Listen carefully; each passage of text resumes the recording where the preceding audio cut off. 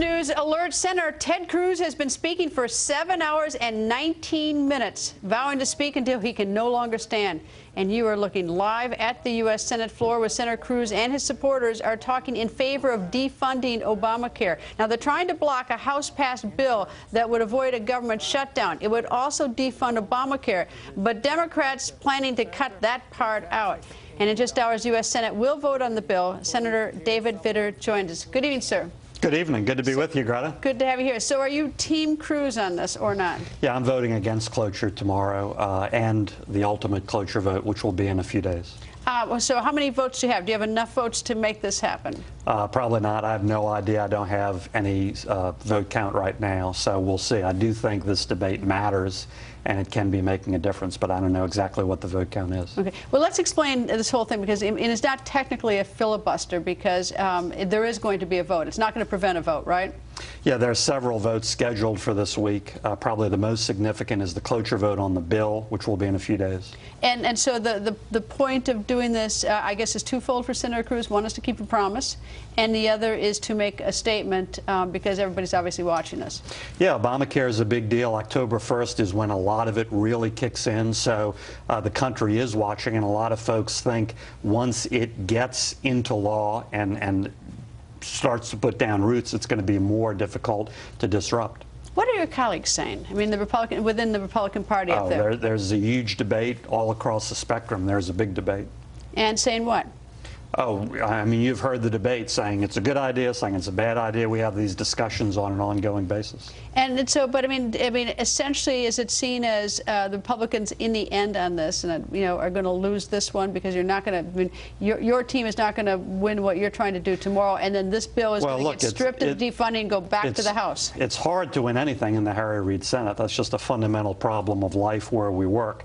Now, I've been trying to add something into the equation that I think could create significant leverage, and that's to emphasize that Washington, of all places, shouldn't be getting a special exemption and a special subsidy. I have my no Washington exemption language. I think that needs to be an important part of the debate, because if we put that in the mix, I think that would create significant leverage for at least a one-year delay, because that's how the establishment would put off their personal pain. I think, I don't quite understand this, is that Capitol Hill, those who voted for Obamacare, because they say it's so, first of all, nobody read it, which is a whole other story. Yeah. And they tell America that this is so good for America, yet exempt themselves from it. Like, what's with that? That's exactly right. Plus, it's against the statute, because the statute is very clear that every member of Congress and all congressional staff are supposed to go to the exchange. And there's no mention of this subsidy following us to the exchange.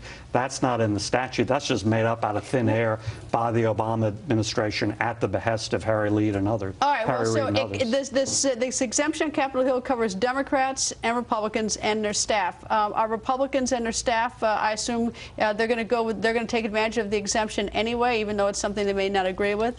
Well, that's as it stands now. That's why I think we need clear legislation to undo all this. This rule that the Obama administration came up with about 6 weeks ago, again, at the behest of a lot of folks on Capitol Hill, led by Harry Reid. And the day before, everyone went on the 5-week vacation, so it sort of got buried. Yep, and President Obama was personally involved in that decision, in that rulemaking, personally involved, which is highly unusual. That ought to, actually, that ought to outrage most Americans, regardless of how you feel. I mean, that's just stunning.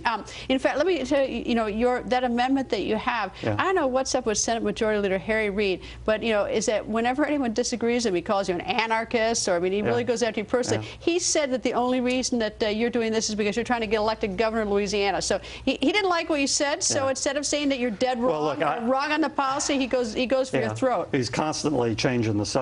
I think that says a lot about what he fears and how the American people feel about this issue. That's all the more reason for Republicans to correctly rally around this principle.